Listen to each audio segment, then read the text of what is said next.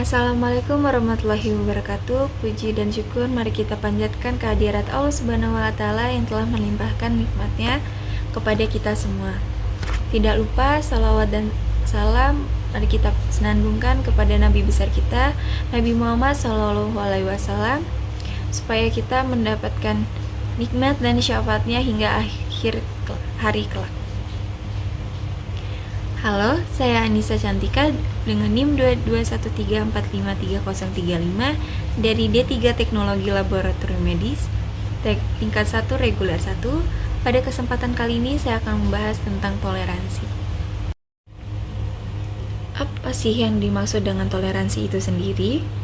Toleransi dalam pandangan Islam adalah sikap saling menghargai, menghormati keyakinan dan agama orang lain, bukan yang menyamakan atau mencampur adukan agama lain dengan keyakinan Islam itu sendiri.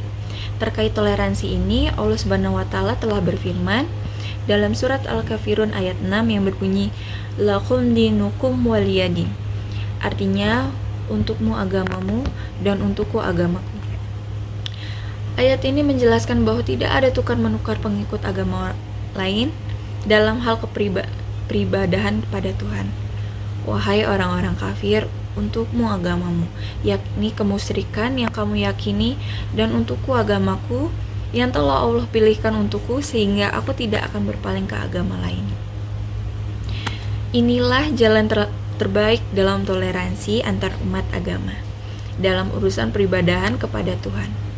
Kemudian dalam surat Al-Bayyinah juga disebutkan tentang peringatan untuk melepaskan fanatisme yang merupakan musuh dari toleransi itu sendiri, di mana selama orang-orang masih berpegang pada fanatisme apapun, baik itu fanatisme agama, kesukuan, dan sebagainya, toleransi itu akan sukar untuk dicapai. Toleransi Islam haruslah seiring dengan kebenaran. Jika toleransi itu mencederai nilai-nilai kebenaran, bertentangan dengan akidah dan keyakinan, nilai manusia, atau menzalimi kelompok lain, toleransi itu akan menjadi batal dan tidak boleh dilakukan. Islam menganjurkan umatnya untuk tidak memaksa seseorang pun untuk memeluk agama Islam. Islam adalah agama yang jelas dan gamblang tentang semua ajaran dan bukti kebenarannya. Sehingga tidak perlu memaksakan seseorang untuk masuk ke dalamnya. Seseorang yang mendapat hidayah, lapang dadanya, dan terang matanya, hatinya pun pasti akan masuk Islam dengan bukti yang ada. Dalam tafsir Ibnu Katsir seperti dikutip laman Pai UM Surabaya disebutkan, dan barang siapa yang buta matanya, hatinya, tertutup penglihatannya dan pendengarannya, maka tidak layak baginya untuk masuk Islam dengan paksa. Islam juga mengajarkan umat muslim untuk berbuat baik kepada kaum kufar selama mereka sama-sama berbuat baik kepada kita, tidak memusuhi umat Islam, selama tidak melanggar ajaran dan ketentuan agama Islam. Toleransi tentu sangat dianjurkan bagi umat beragama. Apabila umat beragama tidak memiliki sikap tersebut, maka akan timbul diskriminasi kaum mayoritas terhadap kaum minoritas. Kaum yang dianggap kecil akan ditindas baik secara fisik maupun non-fisik.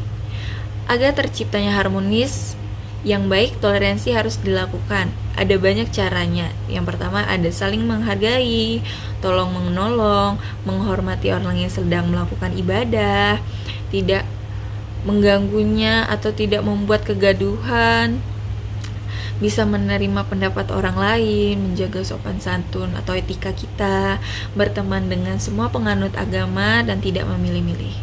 Dengan begitu, toleransi umat beragama akan terjalin sehingga tidak ada perpecahan dan dapat mempererat suatu hubungan sesama manusia.